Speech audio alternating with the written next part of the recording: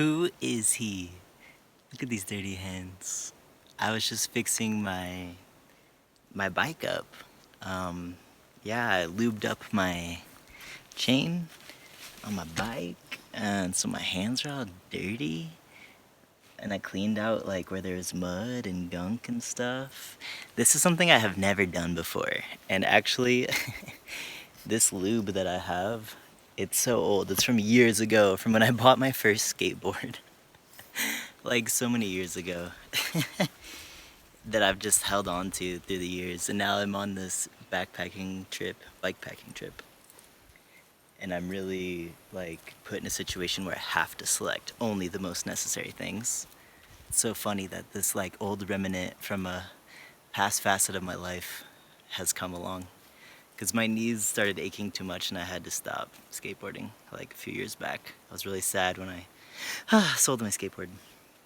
Anyways, I'm so fucking proud of myself because I remember like having an emotional breakdown a few days ago. And I tried to like quickly fix this little Amorcito, you crying? I tried to fix this like hazardous looking piece here that I noticed the other day, and I remember like trying to fix it really quickly in the parking lot the other day, and I was just an emotional mess and dysregulated, and I said that I was gonna need help with it. Well, what I'm learning is that solutions come with time, not with a sense of urgency. I hear you, Amor. So you see there's this little like piece of metal missing right here.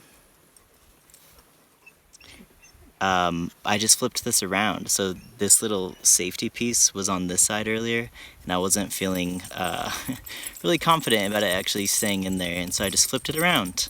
This is a good temporary solution, and at least I feel like reassured because I tightened the shit out of this part. This part is like screwed and has a nut, so that part is really tight, and I feel confident about that. But what I'm gonna do is just replace this little safety thing with another screw, so I feel even more confident. Because the other day we were going 40 down the mountain. It was amazing. And yeah, I definitely want Amor to be safe. It is not an everyday thing that we go 40 down the mountain, but it felt safe in that area, so. But yeah, this little trailer, I guess, is not made for that, or like, I don't know. I think I just loaded it up with too much weight, because like in the very beginning of the trip when I was in a rush and I didn't know better. I'm learning so much, and look, I'm getting dirty. I'm feeling a sense of ease and confidence. Feeling a bit more relaxed now, like feeling like I can travel with more confidence. Feeling that reassurance, and just to know that I did that, like even though I thought I couldn't. I know probably you're watching this at home and you're like, dude, it's just a screw.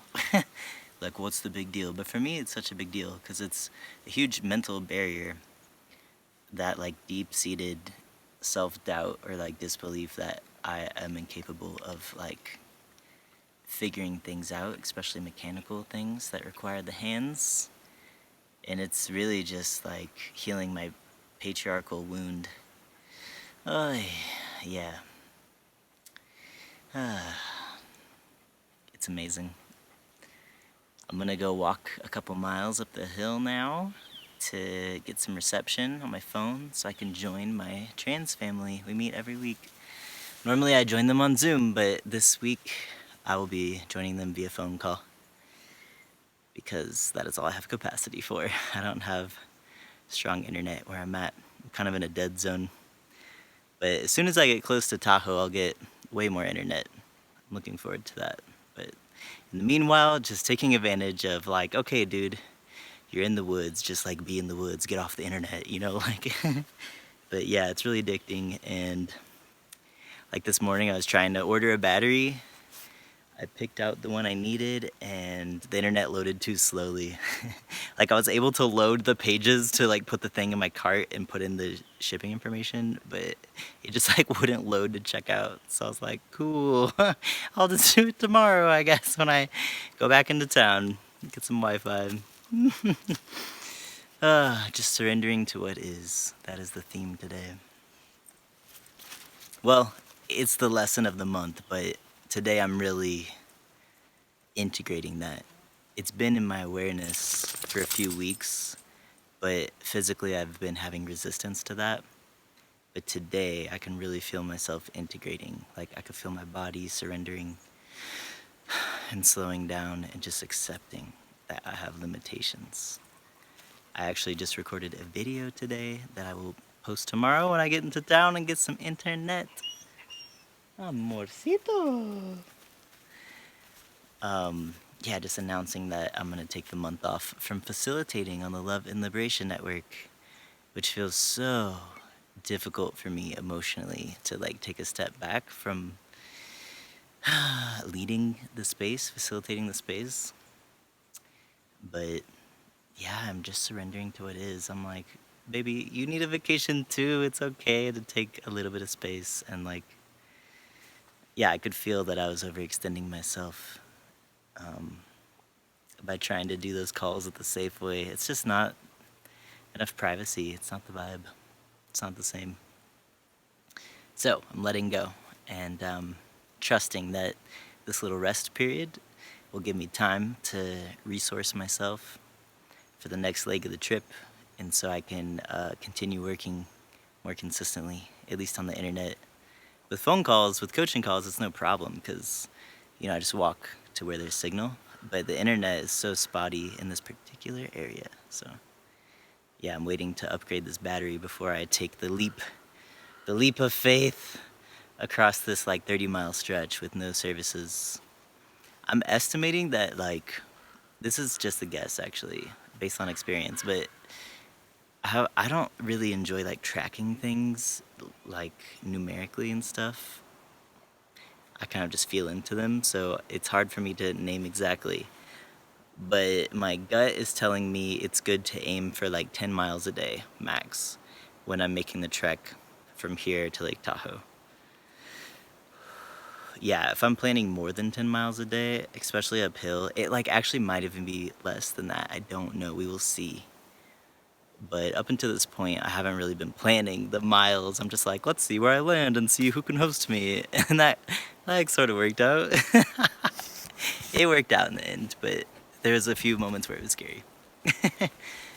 Yeah, but now I'm like, okay, this, I don't know, like my safety is a little more fragile here, so I will definitely be more intentional about planning and like intentional about knowing my limitations or like my max capacity before I even begin, so I don't get into those panic zones.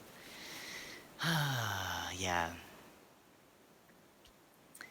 This week where I'm really forced to slow down, surrendering to my circumstances, really just reminds me that pausing always helps me integrate, no matter how resistant I feel to pausing. There's usually a lot of resistance.